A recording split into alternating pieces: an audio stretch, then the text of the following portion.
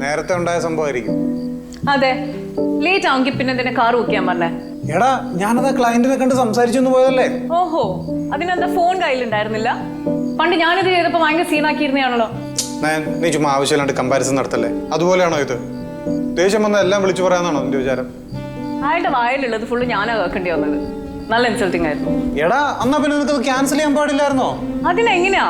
Late ആയിരുന്നു, പിന്നെ വേറെ കാർ കിട്ടിയില്ലെങ്കിലോ എന്ന് വിചാരിച്ചു. ഷാൻ വന്ന് ഞാൻ എന്ത് ചെയ്താലും ഷാനൊരു എക്സ്പ്ലനേഷൻ വേണമല്ലോ. ഷാൻ എന്തോ ആവാം. നീ ആവശ്യമില്ലാത്ത കാര്യമാണ് പറഞ്ഞോണ്ടിരിക്കുന്നത് കേട്ടോ. ഇല്ലാത്ത കാര്യങ്ങളാണോ ഞാൻ ഇപ്പൊ പറയുന്നത്? പിന്നെ ഇപ്പൊ ഇങ്ങനെ പറയാൻ വേണ്ടി ഇവിടെ എന്താ ഉണ്ടായേ? വേറെ എന്തോ ഇഷ്യൂ നിന്റെ മനസ്സിലുണ്ട്, അതും വെച്ചിട്ടാ നീ സംസാരിക്കുന്നത് എനിക്കറിയാം. വേറെ ഒരു ഇഷ്യൂ ഇല്ല. ഷാൻ വന്ന് നമ്മുടെ റിലേഷൻഷിപ്പ് എനിക്ക് ഭയങ്കര സഫോക്കേറ്റിംഗ് ആയി തോന്നുന്നു. എപ്പോഴും ക്വസ്റ്റ്യനിങ്, എപ്പോഴും എക്സ്പ്ലനേഷൻ.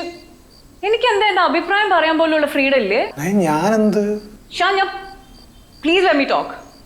എന്നാ പറ, കേക്കാം, പറ. You know what, I need some space right now. ഞാൻ പോയി ഉറങ്ങാൻ പോവാ. പിന്നെ ഇത് ഇനി നമ്മൾ സംസാരിക്കൂല. ഇവക്കിതെന്താ?